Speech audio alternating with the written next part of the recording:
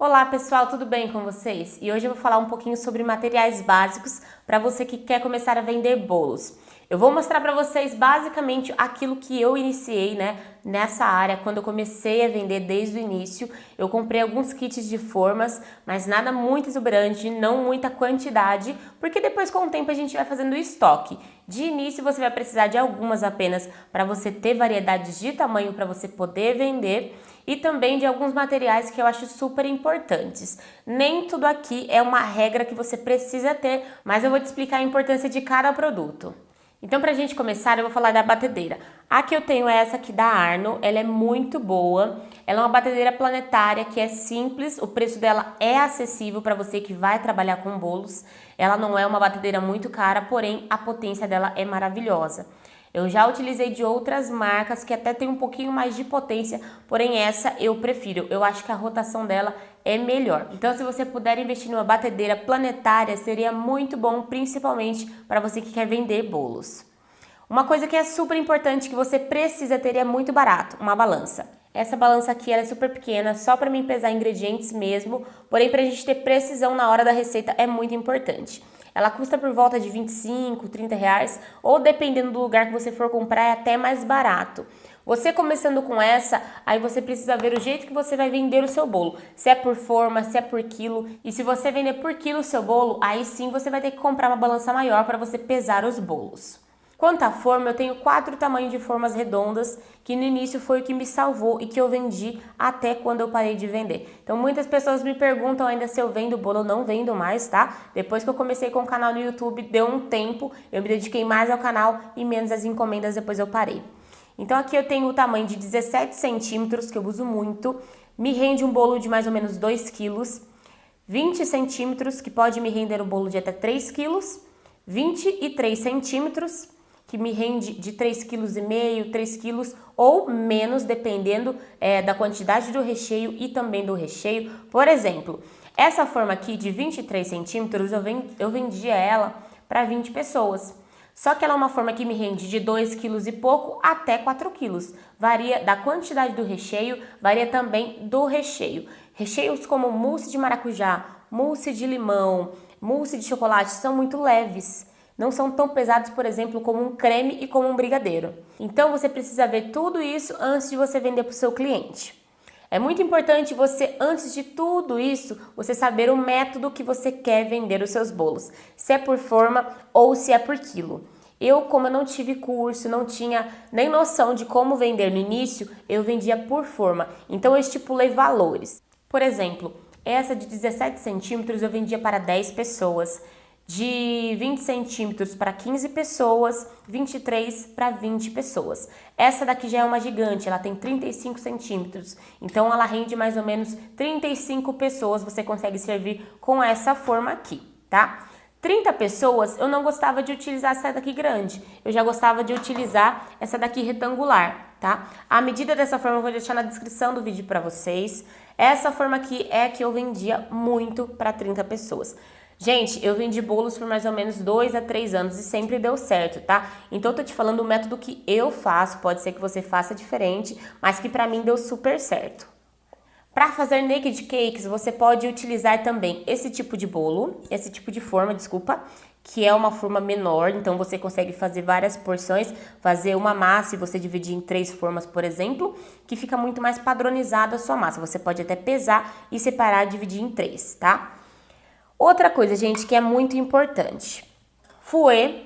Fouet, quanto mais de qualidade, melhor é, porque é uma coisa que você vai usar no dia a dia e que estraga com facilidade se não for um fouet profissional. Esse aqui que eu estou utilizando, ele é de uso profissional, tá? A espátula também, você vai precisar de uma espátula grande. Essa espátula que eu paguei super baratinho. Você pode pesquisar na sua cidade algumas lojas que vendem produtos, artigos para confeitaria ou não. Esse daqui mesmo eu encontrei em lojas de artigo para casa e deu super certo. E, gente, eu paguei 10 reais. Bicos de confeitar, eu acho que não precisa de muito para você iniciar. Quando eu comecei, eu comprei 2 bicos que eu vou mostrar para vocês agora.